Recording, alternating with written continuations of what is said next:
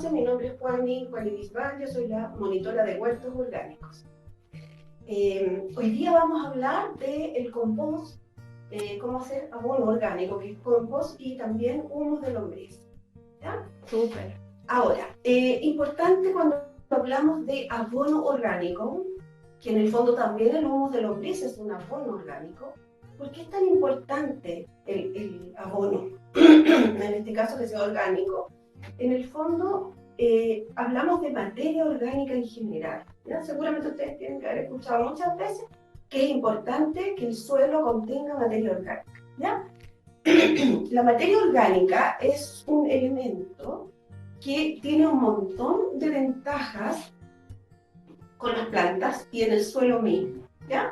Cuando nosotros incorporamos materia orgánica, que es aquello que nosotros vamos a saber preparar, vamos a aprender a preparar hoy día, lo que hacemos es mejorar la estructura del suelo, es decir, cómo está compuesto el suelo. Si el suelo a veces es muy arenoso, ¿ya? Es un suelo muy pobre, o si es un suelo que es muy arcilloso, muy compacto, o es un suelo muy pobre en nutrientes, también nosotros vamos a incorporar materia orgánica y lo que vamos a hacer es mejorar de alguna manera la estructura del suelo, es decir, cómo está conformado, y por otro lado, la textura, es decir, cómo se siente ese suelo. Lamentablemente, como acá ahora tenemos que hacer estas clases que nos pueden ser prácticas, cuesta un poquito más cómo explicar eso, ¿ya? Pero el abono orgánico, en el fondo, lo que hace es que mejora la calidad del suelo. Mejora, ¿no es cierto?, la retención de agua. También hace que haya mucha más actividad microbiana en el suelo. Uno a veces piensa que el suelo es aquello que pisamos y que es una cosa, una estructura muerta. No, es una estructura viva donde conviven millones y millones de microorganismos. Entonces, el suelo es algo vivo. Y si incorporamos materia orgánica, le damos mucha más vida. Las plantas, cuando se cultivan en un suelo rico en materia orgánica, son plantas que se desarrollan mucho mejor, son plantas que van a crecer mucho más, van a tener un mayor potencial de producción y además van a ser plantas que van a ser potencialmente más sanas, ¿ya? Entre más fuerte crecen, son menos vulnerables a las enfermedades, ¿ya? Súper. Ahora, cuando hablamos de hacer compost, bueno, el compost se puede llamar como abono orgánico, composta, compost. En el fondo compost es una palabra gringa que en el fondo dice compuesto, ¿ya? ¿Y por qué le llamamos compuesto o compost? Porque está hecho de múltiples cosas. A ver, ¿qué podemos utilizar para hacer un compost? Disculpen, estoy con un poquito apretada la garganta. El frío, Juan, el frío.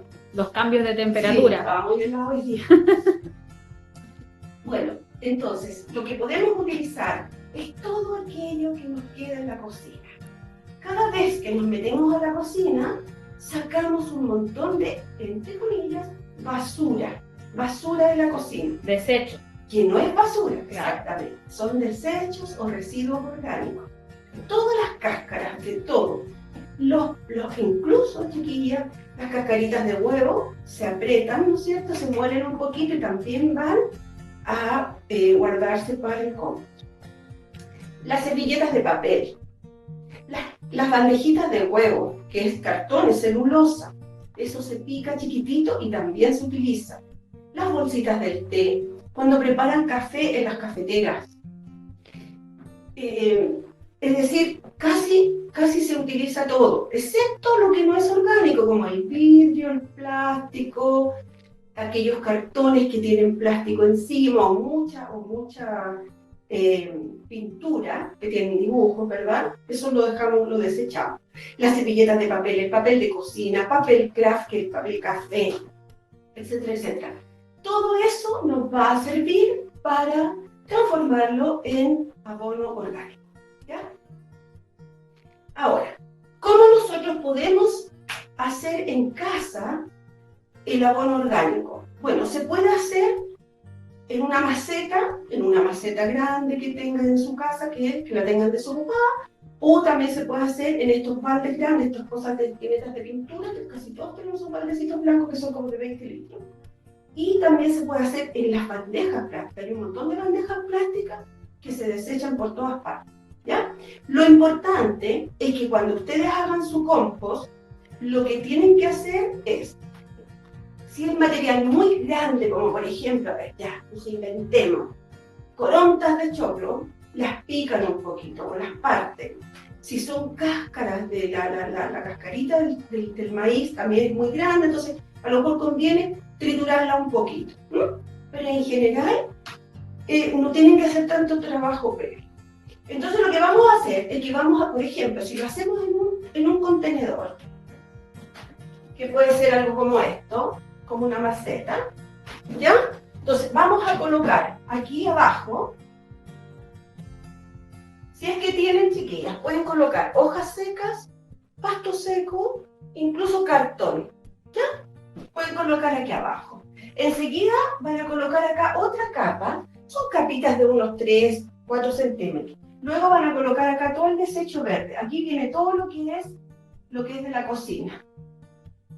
Todo lo que está verde. Y aquí arriba vamos a colocar una capa de tierra. De tierra. ¿Por qué la tierra? La tierra va a inocular o va a sembrar microorganismos. Microorganismos que van a venir acá, ¿no es cierto? Y que van a ayudar en este proceso de compostación. Luego podemos poner otra capa, si ustedes quieren, de pasto o de hoja, desechos de la cocina. Y así repitiendo. Y así repitiendo, pero lo importante es que arriba tapen con tierra. Juan, y una consulta, ¿la tierra, por ejemplo, puede ser una tierra de hoja? No, ¿No? O sea, sí puede ser, efectivamente puede ser, pero incluso pueden sacar un poco de tierra del jardín. Perfecto. No es necesario que compren tierra de hoja para esto, salvo que la tengan. O claro. Si ya han hecho compost antes, le pueden colocar un poquito de compost. Pero lo importante es que le pongan tierra porque trae microorganismos. Y los microorganismos son los que van a hacer el proceso acá en la compostera. Ahora, ¿qué es muy importante de esto? Esto es lo mismo que si lo hacen en un cajón o en una bandeja plástica. O lo hacen también en el suelo. Pueden hacer un montoncito, las que tienen patio, y pueden tener un rinconcito y lo pueden hacer directamente sobre la tierra. ¿Ya? Lo importante es que esto tenga drenaje. ¿Por qué? Hay que hacerle hoyitos. ¿Por qué? Porque esto va a botar un líquido que se llama un lixiviado, y eso es lo que se va a desprender de la fermentación. Entonces necesita que esto vaya escurriendo. Ahora, un buen dato es colocar abajo una bandeja y recoger estos riles o lixiviados, porque esto después se vuelve a incorporar arriba. Si ustedes encuentran que está muy mal olor ese líquido, porque ese líquido empieza como un proceso un poco de pudrición, bueno, sencillamente lo eliminan y solamente cuando van a regar le ponen agua de la limpia, digamos. ¿Ya? Super. Ahora, ¿qué hacemos con esto? ¿Qué es lo que pasa aquí? Bueno, en las primeras etapas del compostaje puede aumentar un poquito la temperatura. No se asusten, porque es natural y es bueno que eso pase, ¿ya? Porque empieza a haber mucha actividad microbiana y eso hace que pueda aumentar un poquito la temperatura. Chiquillas, también ocurre que cuando tenemos capas muy bajas, muy pequeñas, no alcanza a tomar calor, ¿ya? Eso no significa que esté mal hecho. Si tenemos una capa grande o una ruma grande, va a salir incluso el vapor, se va a notar que adentro hay calor. Van a meter la mano ustedes y van a sentir que está caliente. Eso es normal en el proceso de fermentación, ¿ya? ¿Qué es lo que vamos a hacer aquí? Vamos a incorporar un poquito de agua. Un poquito. ¿Por qué? Porque todos estos desechos que ustedes están colocando acá de la cocina, lechuga, tomate, etcétera, etcétera, tiene un contenido de agua muy alto. Y esa agua se va a empezar a incorporar aquí al montón. Entonces lo que tenemos que hacer es solamente humedecer, ¿ya? Aquí hay un proceso que se llama aeróbico. Aeróbico. Y eso no es más que presencia de aire. Eso quiere decir que para que aquí ocurra compostación tiene que haber aire y humedad. Cuando está seco el material, no hay actividad microbiana. Cuando está encharcado, hay pudrición. Por el mal olor. Claro, ahí se pudre. ¿Por qué? Porque aquí lo que funciona es la fermentación aeróbica. Eso quiere decir que hay unas bacterias que necesitan aire para poder trabajar en nuestro compost. Si nosotros no lo revolvemos cada cierto tiempo, cada 2 semanas, irlo moviendo, dándolo vuelta, ya se va a empezar a pudrir, porque van a empezar a trabajar unas bacterias que se llaman, que son anaeróbicas, es decir, no necesitan aire, pero pudren. Y por eso que a veces dicen, oh, hay tan mal olor en mi habanera, porque hay tan mal olor. ¿Por qué? Porque faltó aire. Otra cosa importante, si ustedes riegan o lo dejan expuesto a la lluvia, se va a saturar de agua. ¿Qué es lo que ocurre? Que aquí entre medio hay poritos, todo esto está separado, hay poros, espacios. ¿Ya? ¿Qué es lo que pasa? Que si yo riego o cae el agua de la lluvia, el agua va a desplazar el aire que está en estos poros y va a empezar el material a compactarse y a haber pudrición. ¿Ya? Entonces, para el éxito de un buen compost, lo importante es ni mucha agua ni muy poca, que esté solo húmedo, no encharcado. Y por otro lado, aire, mucho aire. No es, chiquillas, que tengan que estar todos los días moviéndolo, pero sí por lo menos una vez a la semana, cuando van a echar algo, le dan una revolturita. Y si ustedes ven que se va juntando y va saliendo desecho en la cocina, y se va a tener que incorporar más, incorpórenlo. También lo que sacan del jardín cuando cortan el pastito, qué sé yo, lo van echando, pero le van espolvoreando arriba tierra. La tierra, además de incorporar microorganismos al montón, también evita los malos olores. ¿Ya? Eso es el compost en una forma muy, muy simple, muy sencilla de hacer en la casa. Me gustaría saber si, respecto de esto, antes que pasemos al humus de lombriz, si hay algunas preguntas. Chiquillas, ¿tienen alguna duda o consulta? Recuerden que pueden activar su micrófono. Nuestra monitora la está escuchando. Yo quisiera, disculpen, buenos días, quisiera saber si es necesario tapar este tarro o no es necesario taparlo. Lo puedes tapar cuando va a haber lluvia, por ejemplo, para que no se sature de agua. Yeah. Y también lo puedes tapar con un plástico si quieres generar, si hace mucho frío, por ejemplo en esta época, en que hace mucho frío, si lo tapamos con un plástico, para que se genere más calor adentro, porque el calor, la temperatura, aumenta la actividad microbiana. Una cosa importante, una cosa es que lo tapes, no significa que no lo vas a mover a revolver. Ah, no, sí. Hay que revolver. ¿Ya? Sí, pero lo pueden tapar. Ya, gracias. Gracias, Olga. Gracias. Aquí en el chat nos dicen si las cáscaras de cebolla sirven. Sí, por supuesto que sirven, sí. Lo que sí, yo les diría que evitaran cuando hacen, por ejemplo, una gran cantidad de limonada, por ejemplo, con cáscaras de cítrico, ¿ya? Porque cuando las habaneras son muy pequeñitas, el cítrico tiene un problema, que obviamente tiene un pH muy, muy alto, es muy ácido, ¿ya? Entonces cuesta mucho que los microorganismos colonicen este desecho. Entonces, si tienen en la casa, no sé, un par de cáscaras de limón, las parten un poquito y las ponen nomás. Pero si es mucho, eso yo ya les recomendaría que lo hicieran más en una lombricultura, por ejemplo. ¿Ya? Perfecto. Chiquillas, ¿hay alguna otra duda o consulta? Pueden activar su micrófono o escribirnos en el chat. Ahí, Angélica, que me parece una consulta. Sí, yo quería preguntar si, aparte de los cítricos del limón, por ejemplo, ¿hay alguna otra cosa que no se deba poner? ¿Algún desecho de la cocina que no se deba poner, incluir en esto? En general, casi todo, mira, el 50% de la basura entre comillas, de la basura que nosotros eliminamos de los hogares es basura orgánica. O sea, que casi el 50% de tu bolsa de basura se va a reducir, ¿ya? Porque en general es casi todo lo usamos, casi todo, casi todo. Lo que no quiero que vayan a poner, por ejemplo, si un día hicieron un producto químico, qué sé yo, y limpiaron con ese papel, y ese papel está con alguna cosa química muy fuerte, no lo echen al compost, ¿ya? Tampoco van a echar la caca de las mascotas, por favor, porque la caca de las mascotas, que en general son los perros, los gatos, tienen muchos parásitos, ¿ya? Entonces, por algo necesitamos siempre estar desparasitando nuestras mascotas, ¿ya? Y las fecas vienen con los huevos y todo eso cuando los van desechando. Entonces, eso no lo utilicen.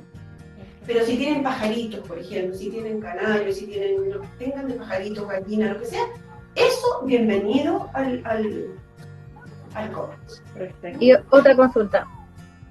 Las cáscaras de huevo, yo rompo el huevo, ocupo lo que ocupo y la cáscara así tal cual al...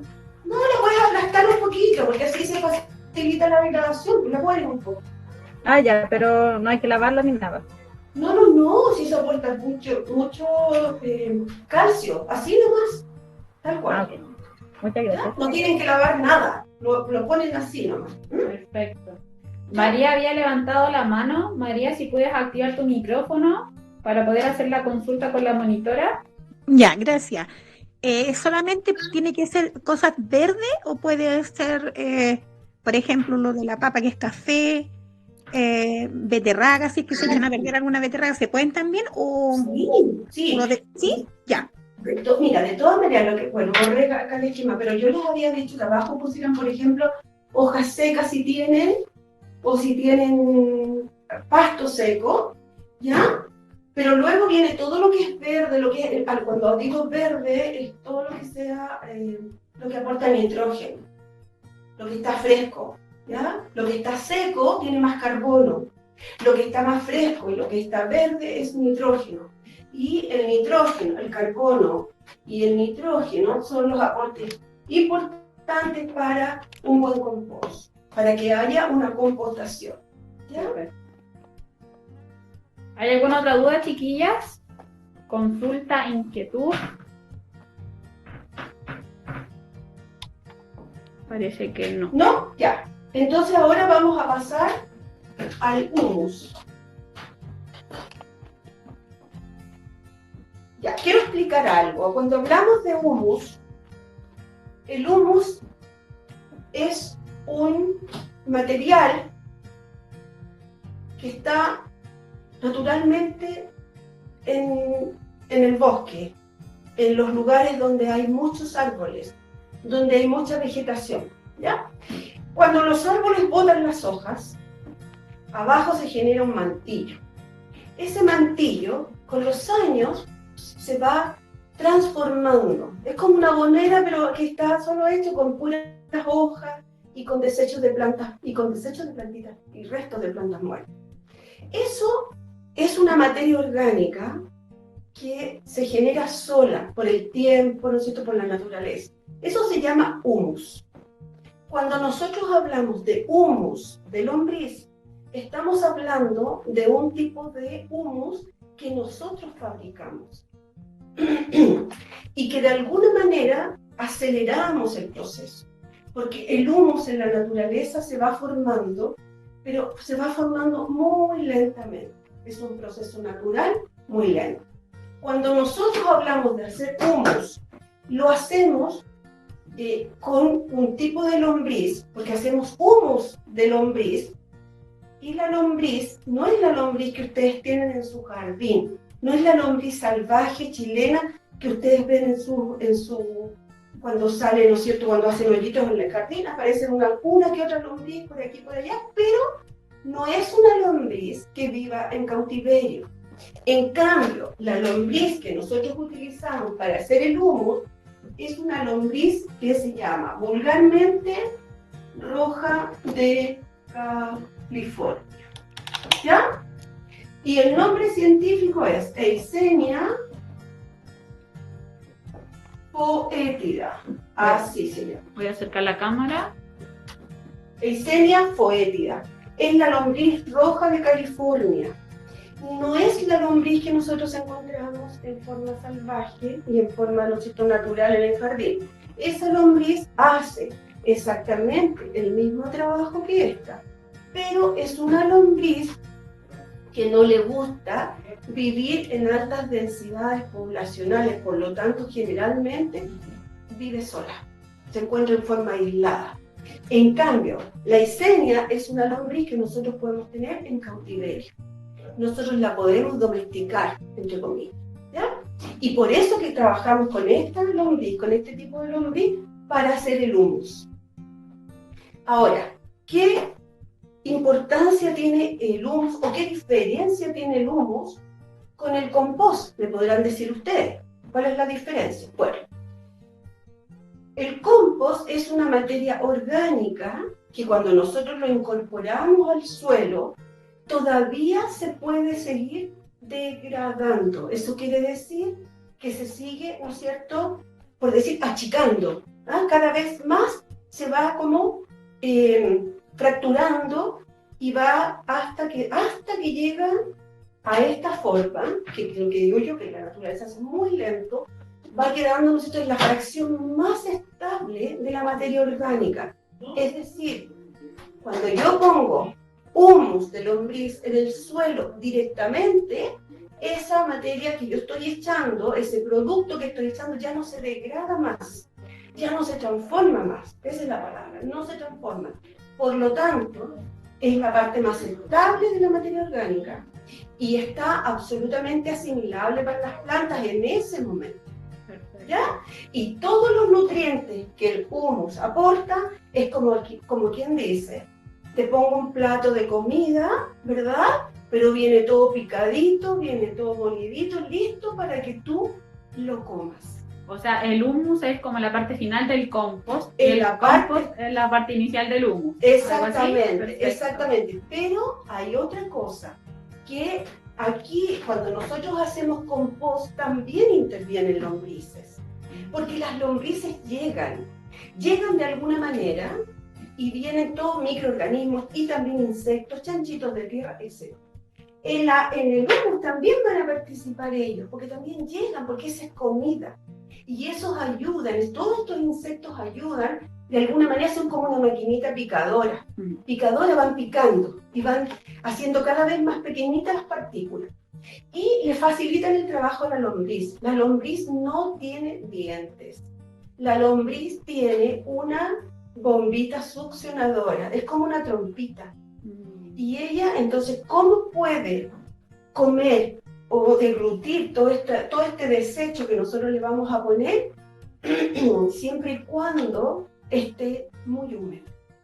Necesita mucha humedad para poder ir succionando todo este material que al final de cuentas se va a ir degradando por lo mismo, que en el fondo se va haciendo como un compostaje, y luego la lombriz lo toma y lo transforma.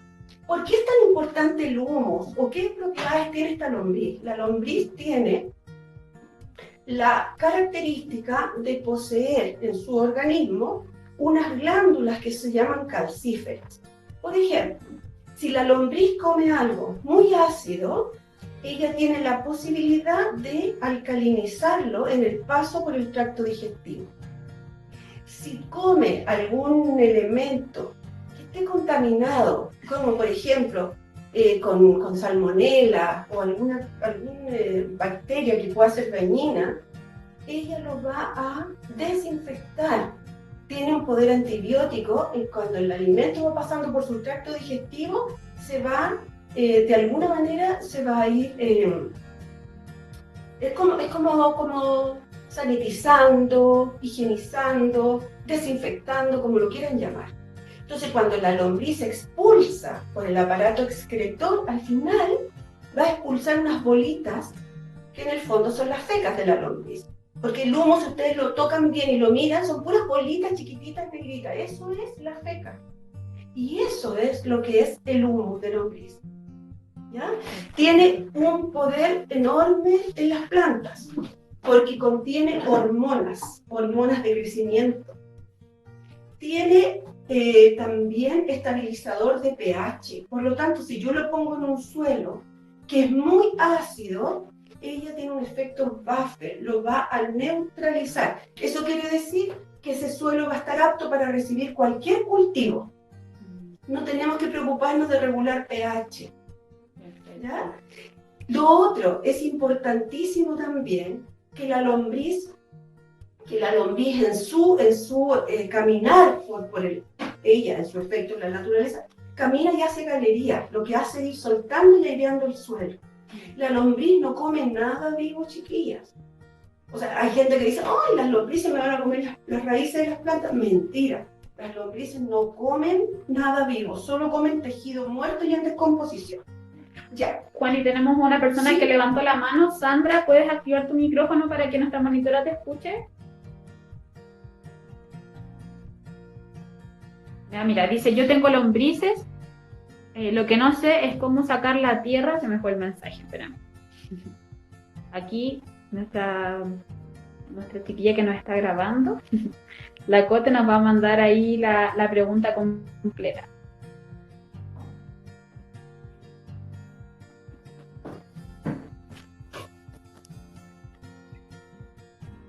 Dice, yo tengo lombrices, lo que no sé es cómo sacar la tierra para no dañarlas, en definitiva, sin dañarlas. Perfecto. A ver, le voy a pedir a esta alumna que me dé un poquito de tiempo porque ya voy a llegar a eso. Ah, ya, perfecto. Para hacer una lombricultura lo que necesitamos son los mismos elementos que íbamos a ocupar para el compost. En el fondo, lo que necesitamos ahora es conseguir y tener las lombrices para poder hacer humus, ¿de acuerdo? Entonces, colocamos en un cajón o en un tiesto, lo que ustedes tengan, ¿ya? Le colocamos abajo una cama de pasto. Aquí es muy importante colocar abajo un poco de pasto, hojas secas o cartón picado. Y le colocan aquí, van a colocar sus lombrices. ¿De acuerdo? Aquí sobre esta camita van a poner las lombrices. Encima van a tener que colocar los mismos desechos de la cocina, pero los van a colocar, solo van a hacer ustedes una zona de seguridad. Solo van a alimentar acá. Alimenten aquí. Es decir, cuando yo digo alimento, me estamos hablando de seres vivos, hay que darles comida, van a colocar acá lo que traen de su cocina. ¿Por qué? Porque no lo vamos a compostar antes y va a estar un poco ácido. ¿Qué ocurre? Que las lombrices, sencillamente, cuando hay algo, un medio que no le es favorable, la lombriz se va, arranca. Obviamente ve el peligro y se va. Entonces, ¿qué es lo que nosotros hacemos? Colocamos las lombrices sobre esta pajita, pero en el cajón hacemos una división imaginaria y solamente tenemos acá. Entonces, ¿qué va a ocurrir? Luego de eso, mojamos con una especie de lluvia, ¿verdad? Nunca con un chorro enorme de agua, sino que humedecemos y la lombriz sola va a ir viendo en qué momento puede pasar hacia el alimento. Y ella va a pasar al alimento cuando sienta que es una zona segura. Cuando uno no tiene experiencia con el factor pH, es mejor hacerlo así, porque si no van a perder sus lombrices en el comienzo. ¿Ya? ¿Qué va a ocurrir? Que luego ellas se van a empezar a colonizar todo esto y ustedes siguen haciendo lo mismo. Van alimentando siempre en un lado y dejándoles una zona de seguridad. Porque si las lombrices no se sienten cómodas, tienen un lugar donde refugiarse. Una vez que ya tengan una capa de humus que ya se ha ido formando aquí adentro, ustedes van a ver que se ha ido formando una capa en el fondo, tiene apariencia de tierra, ¿verdad? Es como esto, porque ya están las lombrices aquí interactuando y tenemos todo el desecho que se han comido, que han transformado, etc. Y ya tenemos acá una zona de seguridad. Por lo tanto, ahí ya podemos alimentar encima, porque ellas tienen donde ocultarse. La lombriz tiene fotofobia, por lo tanto, no puede estar a la luz, porque inmediatamente, primero, es un 80% de agua. Ella está conformada por un 80% de agua. Las lombrices que salen afuera y las pilla el sol mueren inmediatamente. ¿Ya? Se deshidratan. Entonces, es importante que siempre haya aquí humedad. no encharcamiento, humedad. Y el alimento, ojo, no le pongamos cosas como cartones con tinta, ¿ya? Que vienen con todos estos grabados afuera. Toda esa capa se saca, se elimina y se le da puro cartón solo, si es que le van a dar cartón. Lo mezclan con los desechos de la cocina, las cáscaras de huevo bien molidas, y todo eso lo van echando acá. ¿Qué pasa? Que yo me voy a ir dando cuenta que el humo se va formando de abajo hacia arriba. Cuando yo saco un poco mi material, me voy dando cuenta que abajo está cayendo este humo, que es esta tierra. Y cuando yo quiero cosechar, lo que hago es lo mismo que hacía con el alimento. Divido mi cajón o mi contenedor, ¿cierto? Y digo, perfecto, ahora solo voy a echar agua en esta zona. Y esta no la voy a regar. Aquí voy a alimentar. Aquí ya tengo casi pura tierra en este lado, por lo tanto, las lombrices, ¿qué es lo que van a hacer? Las lombrices van a ir pasando a este sector. Van a ir emigrando a este sector. ¿Por qué? Porque aquí está la comida, porque aquí está la humedad. Entonces, yo voy a cosechar desde acá y me voy a dar cuenta que la mayoría de mis lombrices están acá y las tengo a salvo. Esa es una manera de cosechar bastante simple, pero eso, o sea, así lo puedes hacer. Una práctica súper sencilla para poder. Ahora, tú vas viendo, hay que esperar. No lo voy a poner hoy día, mañana ya tengo todas las lombrices que se traspasaron acá. No, hay que ir mirando, por ejemplo, una semana, segunda semana, te vas a dar cuenta que acá está el grueso de las lombrices. Y entonces puedes cosechar. Perfecto. Por ahí tenemos algún mensaje en el chat. Mira, dice lo siguiente. ¿Qué es el pH? ¿Dónde se adquieren las lombrices? ¿Cómo se compran? ¿En qué cantidades? El pH es el grado de acidez o de alcalinidad que pueden tener, en este caso, el suelo. ¿Ya? Un ejemplo clarísimo es, por ejemplo, el pH del limón es ácido. Es ácido. Cuando nosotros tomamos el olor por ejemplo, si tenemos un guano de gallina y le tomamos el olor, es ácido, es un olor fuerte, el nitrógeno es fuerte. El amoníaco, ¿se fijan que uno siente los olores que se van como que pican? Bueno, un poco cuando uno tiene ya práctica puede detectar cuando hay algo que es ácido. En el suelo no se nota mucho. En el suelo hay que usar un pHímetro para poder ver el grado de acidez que pueda tener el suelo. Pero en general lo que les puedo decir es que los suelos más ácidos son los suelos que están de la zona central hacia el sur, donde llueve más y donde hay más materia orgánica. Los suelos más alcalinos van de la zona central hacia el norte. Los suelos del desierto, por ejemplo, tienen muchas sales, son muy alcalinos, tienen mucha alcalinidad. Entonces ahí vemos los dos contrastes, Chile, el sur, el norte. Los suelos ácidos están hacia el norte, los suelos ácidos hacia el sur y los alcalinos hacia el norte. ¿Qué es lo que pasa con nosotros? Ya, en general, cuando nosotros queremos tener una planta en un suelo ácido, lo que hacemos es tratar de acidificar el suelo, ya con las azaleas, las hortensias, un montón de plantas que necesitan suelos más ácidos. Entonces nosotros colocamos un poco, ¿no es cierto?, de fierro para poder acidificar el suelo. Si queremos alcalinizar, ya tenemos el carbonato de calcio, que son las cáscaras de huevo, porque le hace también a los cactus moler huevo y ponerle ese polvillo en el suelo. Así estamos alcalinizando. Perfecto. Oye, y con respecto a dónde se adquieren las lombrices, cómo se compran, en qué cantidades. A ver, hay gente que vende por internet, se busca lombriz para lombricultura y la venden. Y también en Puente Mujer hay un taller de lombricultura que vende lombrices y que son alumnas de los talleres. Y después se les puede dejar con las encargadas de Puente Mujer, se pueden dejar el dato si ustedes quieren contactarla y todo. Súper, genial. Oye, mira, aquí tenemos otra pregunta. ¿Qué especies son dañinas para las lombrices? Ejemplo, las babosas. Súper importante la pregunta, porque en general la babosa no va a hacerle daño a la lombriz. La babosa se mete en el montón de comida porque come. Ella va a aprovechar la comida que hay ahí. Aprovecha de comer. Compartan la comida, no son enemigos.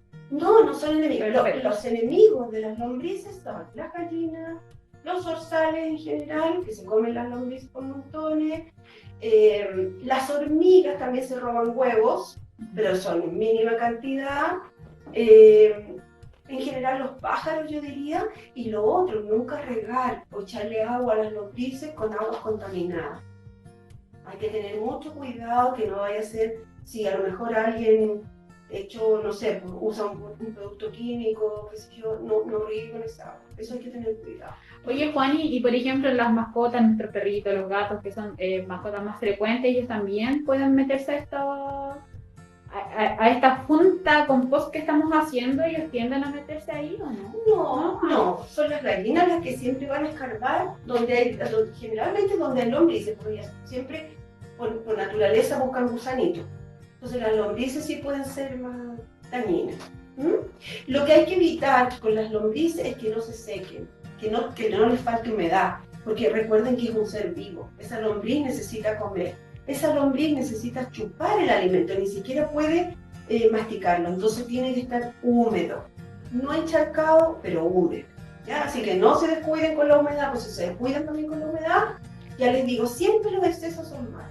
Perfecto. Eso. Oye, y cuando llueve, también sí, taparla para que no, porque el golpeteo del agua asusta a las lombrices, esa vibración que se produce, las asusta y muchas veces escapan. mira, nos siguen llegando más preguntas. Ya. La primera dice, no he podido ayudar a una hortensia, ¿qué le puedo poner? No dio flores.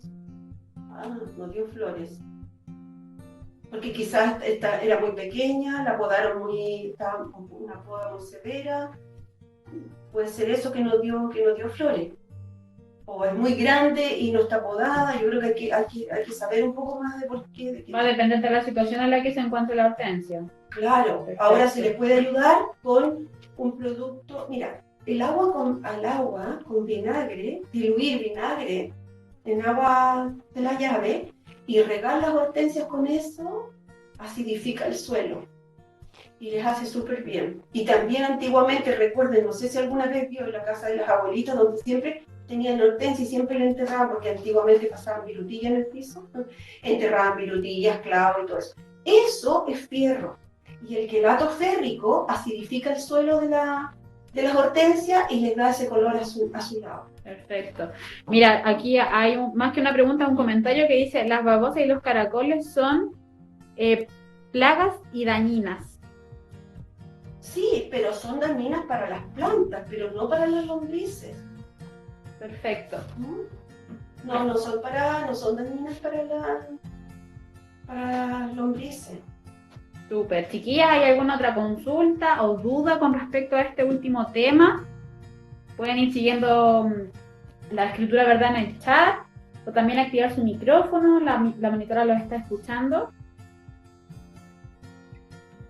Parece que hemos ido resolviendo, ¿verdad?, las dudas, Juan. ¿Les ha quedado claro, chiquillos? Eso quiero saber, que les haya quedado claro, porque como tenemos que hacerlo aquí tan acortado, recortado, comprimido, entonces espero que haya quedado más o menos claro.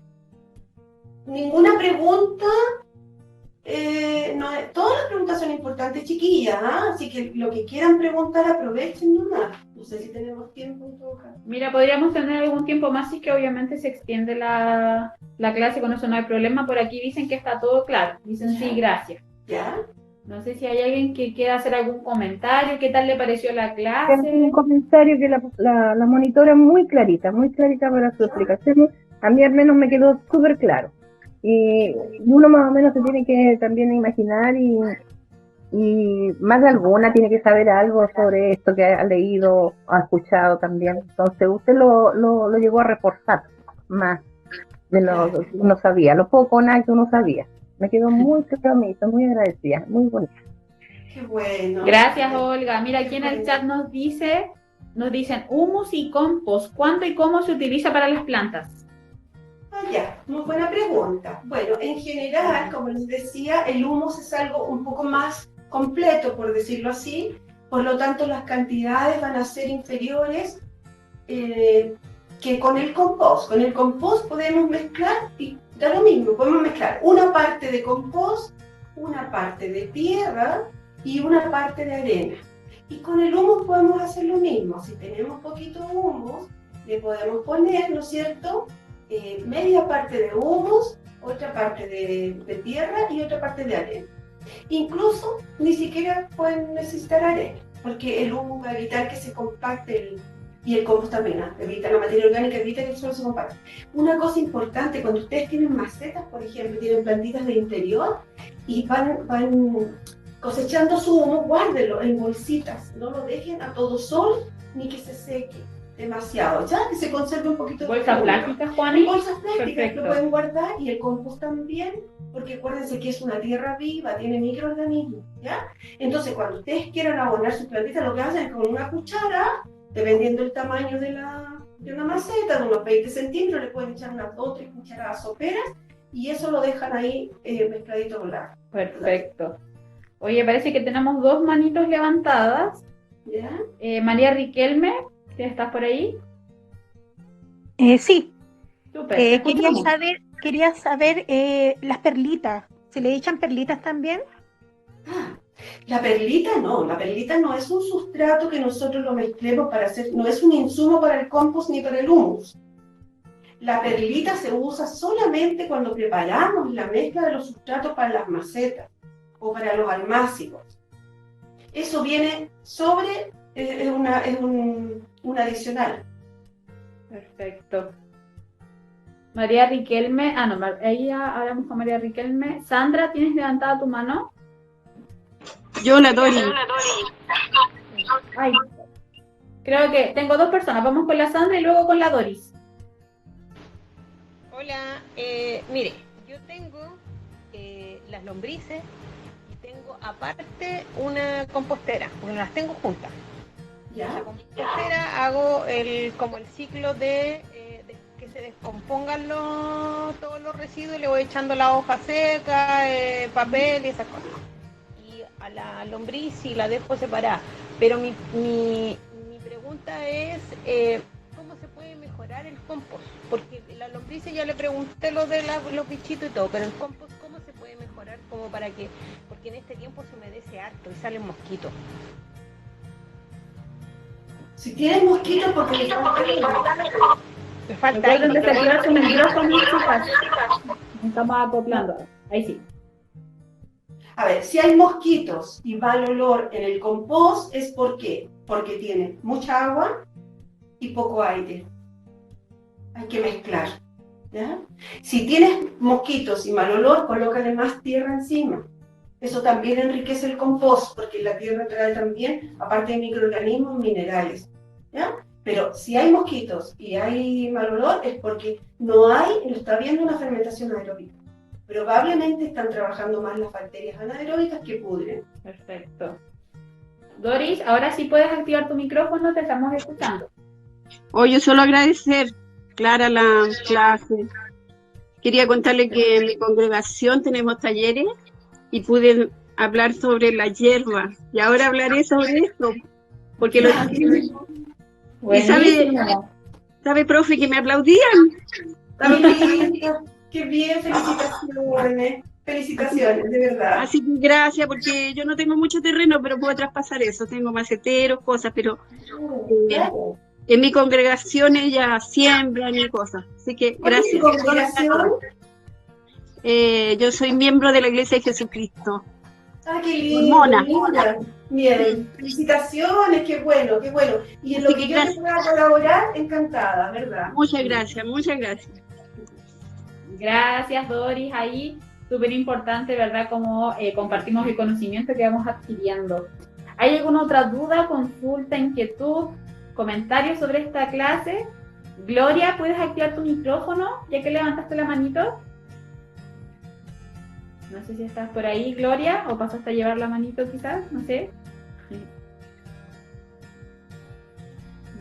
¿No? Ahí sí. Una pregunta. Lo que pasa es que tengo limón que está muy cargadito.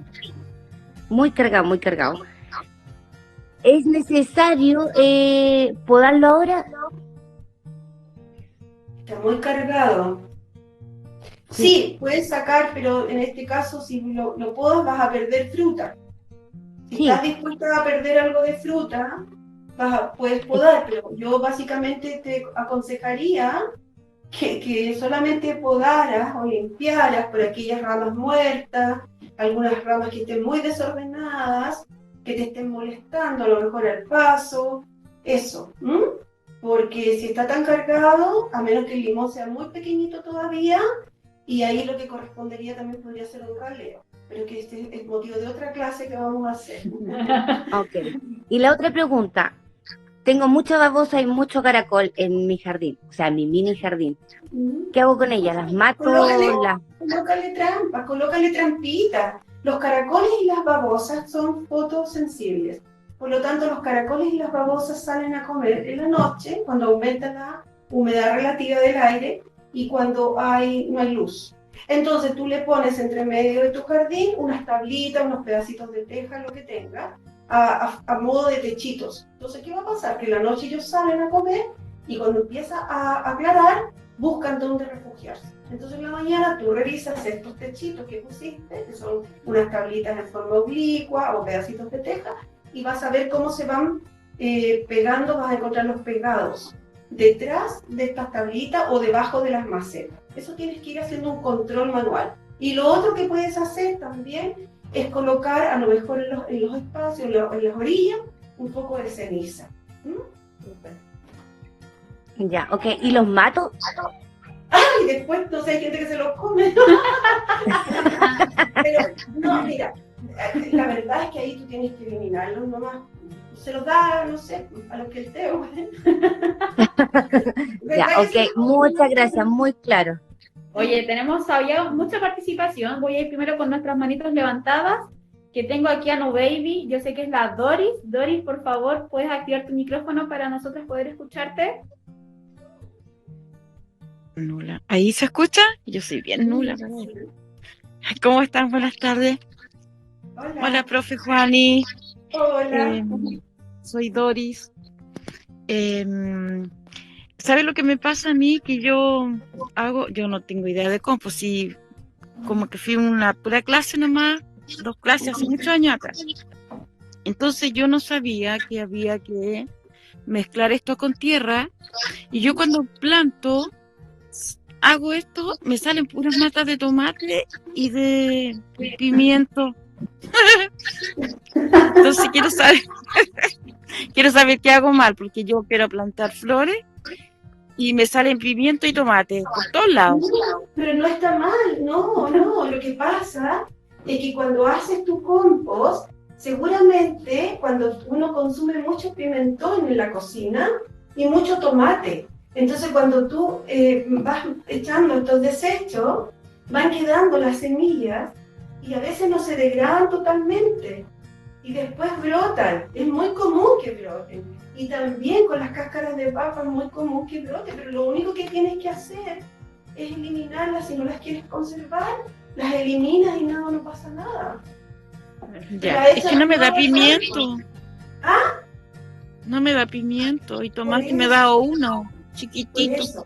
¿Por qué? Porque, mira, porque te quiero explicar algo. Lo que ocurre es que muchas de las variedades de pimentón y de tomate y de pepino, etcétera, como muchos otros, son partenocárpicos. Eso significa que son estériles. Y eso pasa con muchas de las variedades que son híbridas. No estoy hablando de transgénicos, estoy hablando de híbrido, ¿ya? Que son variedades mejoradas, que no tienen buena, no son, ¿cómo decirlo? Estériles, son estériles, es decir, no las puedes reproducir. Entonces, no sacas nada con poner esa planta porque no te va a dar tomate, te va a dar solo follaje y los dos. Entonces, no sirve mucho. Gracias, profe. Muchas gracias, profe Juan. La otra manito levantada que tenemos es de Romanet. No sé si lo pronuncié bien, no sé si sigue por ahí en la clase. Sí, hola. Muy buenas tardes. Bueno, gracias por la información del humus y del compost, pero mi pregunta va como por otro lado en este caso, aprovechando que estaban haciendo preguntas del cítrico, del limón. Tengo un naranjo yo, y el naranjo, sus hojas están blancas, se están poniendo blancas como con un polvillo, con un mosquito, entonces hemos probado con compramos como un químico, no resultó. Hice una solución con la basa que supuestamente salía en internet que servía, tampoco resultó, entonces no sé cómo eliminar ese mosquito blanco que se pega en las hojas. Mira, a ver, claro, seguro que ella no estuvo en la clase que yo Ya, pero puedes decir... Pero sí, no hay problema, mira. Lo que pasa es que cuando ya son ataques tan severos, cuesta mucho erradicarlos, ¿ya? También ahí lo que hay que hacer es una poda severa del árbol para eliminar mucho tejido que ya está contaminado. Pero hay una cosa que es orgánica y es muy buena y que se llama jabón potásico. Y se mezcla con aceite de neem, que se llama neem, pero acá se escribe así. ¿Ya? El jabón potásico con aceite de neem lo venden incluso preparado, en la dosis justa. Esto es absolutamente inocuo para el medio ambiente. ¿Dónde lo podemos encontrar? En el Home Center, en el Mercado Libre, viene esto incluso preparado. O lo puedes comprar, incluso, a ver, te explico. Incluso si puedes comprar solo el aceite de neem y lo puedes preparar con lo que necesita es unas gotitas de jabón para que esto pueda juntarse, porque si no queda como el aceite de neem en el agua, es como el aceite y el limón. No se juntan, ¿ya? Entonces con esto, si lo compras así, viene listo para aplicar.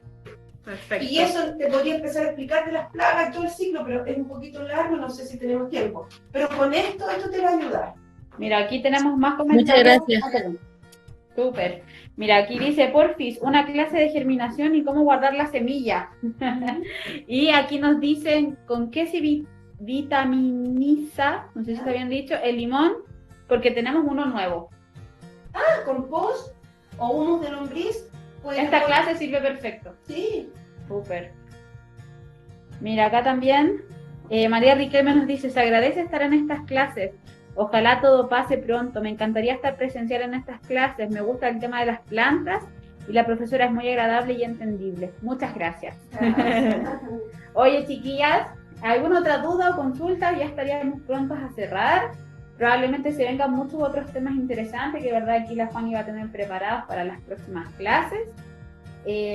Agradecemos. Sí, estamos a la hora, pero por eso pregunto si es que hay alguna otra duda o te queda algún tema pendiente, Juan. No, le quería dar un tip. Súper. Sí, dale. Sí, ya.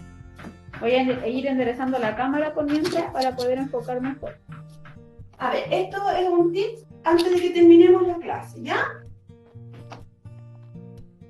Ya, chiquilla. Cuando queremos plantar algo en la casa, ¿ya? Les voy a dar una idea. Ustedes, por ejemplo, tienen una maceta. Entonces, para que no necesite, si la maceta tiene la altura suficiente para que puedan colocar su plantita aquí, van a colocar aquí abajo, en un tercio de la maceta, dependiendo del tamaño de la raíz, lo importante es que quede por lo menos mitad desecho, mitad sustrato preparado. Entonces, aquí le van a poner puros desechos. Los desechos tal cual salen de la cocina. Si son muy grandes, los pican un poquito y los ponen frescos aquí abajo.